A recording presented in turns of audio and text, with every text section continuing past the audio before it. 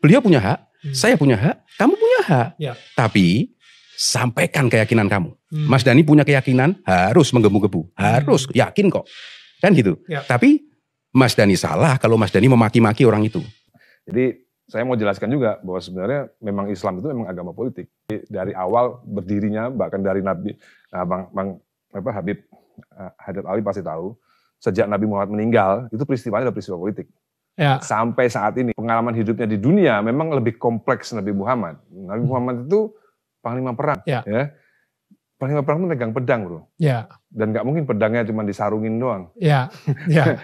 jadi memang kalau kita bahas agama Islam, memang agama ini memang kompleks karena Nabi Muhammad itu memang kompleks. Dia tidak hanya pemimpin umat, tapi dia conqueror. Michael Hart dalam 100 tokoh terpenting di dunia itu nomor satu kan Nabi Muhammad. Itu nulis orang Belanda. Ya karena itu tadi. Tokoh yang berpengaruh. Bukan karena Nabi Muhammad sebagai pemimpin umat, bukan. Tapi dia seorang conqueror. Ya. Jadi kalau lu bicara soal politisasi agama, memang Islam itu memang agama politik. Tapi dipolitisasi oleh opposite. Ya. Gitu loh, ngerti nggak? Ya. Jadi bahkan kalimat tauhid pun jadi dipolitisasi oleh orang-orang yang. Artinya apa tauhid? Sorry. Kalimat tauhid itu kan bendera Nabi Muhammad zaman dulu.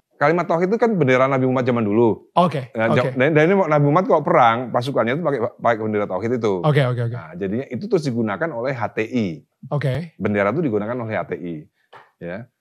Kalau misalnya gua punya ormas pakai bendera itu boleh nggak? Ya boleh dong. Itu bukan milik HTI. Oke. Sebenarnya gitu loh. Oke. Which is HTI dianggap mau menggantikan Pancasila kan, seperti yang Menteri Agama bilang, yang terus dia nggak bisa jawab gimana cara HTI mengganti Pancasila, nggak bisa jawab. Jadi menurut saya Menteri Agama ini mempolitisasi bendera tauhid, dipolitisasi seolah-olah bendera tauhid itu milik HTI saja, dan dipolitisasi seolah-olah HTI mau menggantikan Pancasila dari Islam, Kau tanya Menteri Agama gimana caranya HTI merubah Pancasila, nggak bisa. Pakai mekanisme apa? Nggak bisa. Bener, gue deket sama HTI. Gue sama FPI deket. Sebenarnya nggak ada, there's no such a thing. Ya. Termasuk barusan ini ada konvoi Khilafatul Islam itu, barusan ditangkap. Seolah-olah bahwa ada yang mau mendirikan khilafah di Indonesia ini gara-gara hanya konvoi. Jangan-jangan itu false flag juga. Jangan-jangan itu bukan dari mereka-mereka. Tapi kalau misalnya benar gimana? Kagak mungkin. Gue ini kan tahu. Gue ini deket banget sama mereka. Nggak mungkin. Terus soal apa waktu itu ya? Mau ngajak demo nih. HTI diajak demo. HTI itu anti demo. HTI itu anti kekerasan. Itu di seluruh dunia HTI itu anti kekerasan. Lo demo aja nggak mau, apalagi ngebom. Mas Adat gimana? Begini. Kalau saya seperti yang dikatakan sama Mas Dhani tadi bahwa Mas Dhani melihat bahwa Islam agama politik, kan gitu. Kalau saya melihat Islam ini yang pasti Islam agama rahmat. Agama rahmat itu mengajak kedamaian, kasih sayang, kan begitu. Nah, terus misalkan Rasulullah memimpin perang, misalkan begitu ya.